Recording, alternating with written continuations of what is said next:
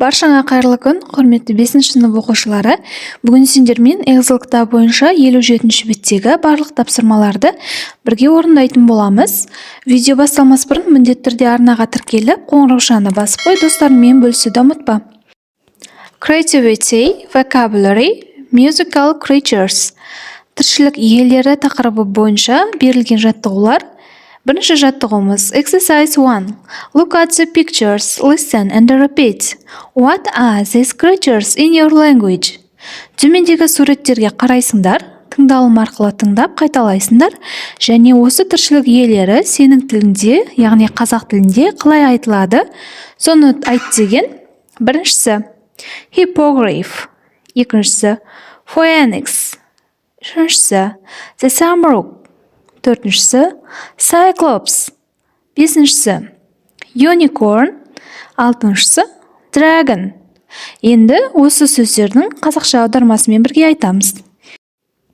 Hippogriff, hippogriff, phoenix, phoenix, the samrock, samrock, cyclops, циклоптар, unicorn, жалғыз мүйізді, dragon, айдаһар.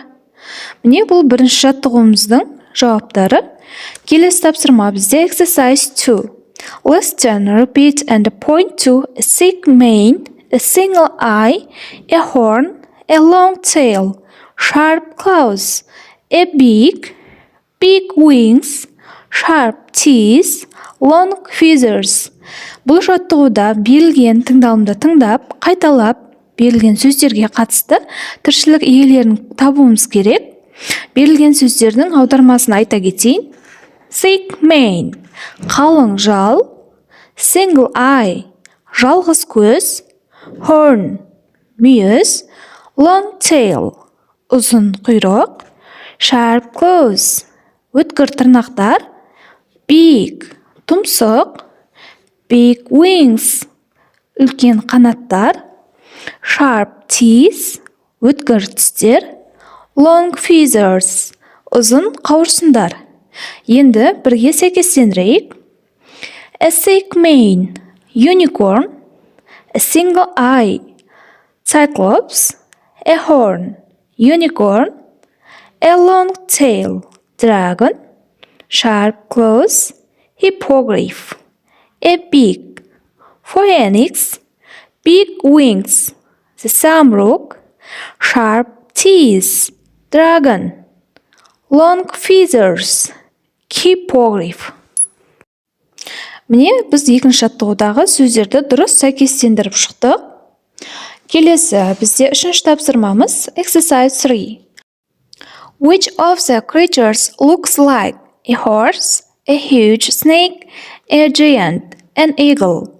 Бұл жаттығуда суреттегі тіршілік иелеріне мына жануарлар ұқсайды деген жылқы, үлкен жылан, алып және бүркіт.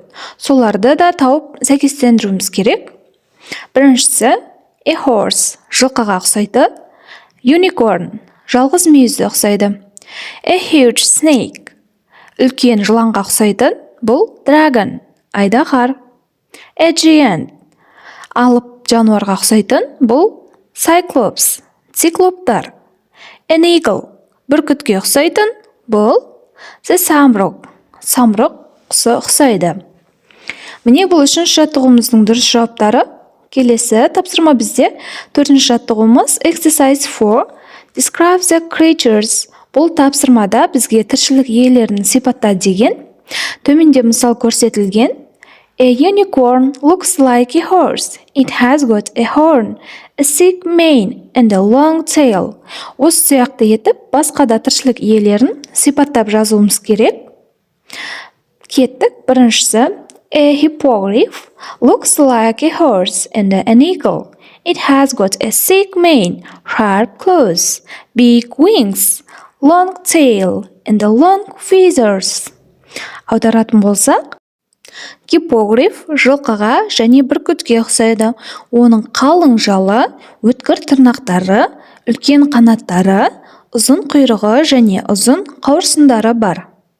Келесі, a cyclops looks like a giant. It has got a single eye and sharp teeth. Циклоптар алып жануарға ұқсайды. Оның жалғыз көзі және өткір тістері бар. Келесі. A phoenix looks like an eagle. It has got big wings, long feathers, sharp claws, and a long tail. Феникс бүркітке ұқсайды. Оның үлкен қанаттары, ұзын қауырсындары, өткір тырнақтары, ұзын құйрығы бар. Міне осымен 4-ші жаттығуымызды аяқтадық. Ал оқушылар, бүгін сендермен 57-ші беттегі жаттығуларды бірге орындадық. Сабақ түсінікті болды деген ойдамын. Видео ұнаған болса, міндетті түрде арнаға тіркеліп, қоңыраушаны басып қой, достарыңмен бөлісуді ұмытпа. Келесі кездескенше.